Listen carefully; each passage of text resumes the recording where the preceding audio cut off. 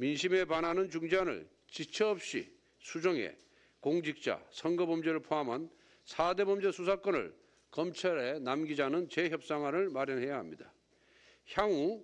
또한 향후 국회 사법개혁 특위 논의 과정에서 공수처를 그대로 존치할 것인지 아니면은 중대범죄수사청과 합칠 것인지에 대해서 여러 가지 논의를 위해서 머리를 맞대야 한다고 생각합니다. 민주당이 재협상에 응하도록 설득하고 또 설득하겠습니다. 미디어 오늘. 민주당의 검수완박 재협상을 거듭 요청합니다. 당초 민주당은 검찰의 직접 수사권뿐만 아니라 보안 수사권까지 완전히 박탈하는 안을 제시했습니다. 하지만 국민 여론은 물론 당 내에서조차 반대의 목소리가 커지자 국회의장 중재안 협상에 나선 것입니다.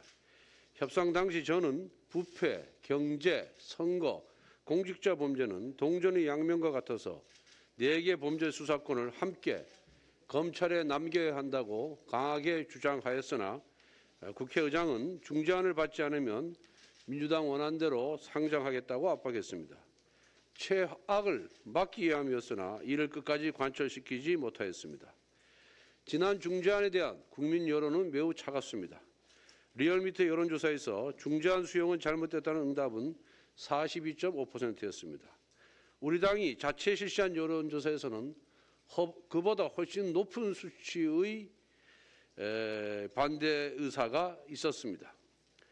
여야가 합의했다 할지라도 국민 동의를 얻는 것이 우선입니다. 국민을 설득하지 못한 합의안은 정당성을 얻을 수가 없습니다. 문재인 대통령조차 추진하는 방법이나 과정에 있어서는 역시 국민의 공감과 지지를 얻을 수 있어야 한다라고 말씀하셨습니다. 중재안을 그대로 통과시킨다면 정치야합, 셀프 방탄법이라는 국민 지탄을 면할 길이 없습니다. 민심에 반하는 중재안을 지체 없이 수정해 공직자, 선거범죄를 포함한 4대 범죄 수사권을 검찰에 남기자는 재협상안을 마련해야 합니다.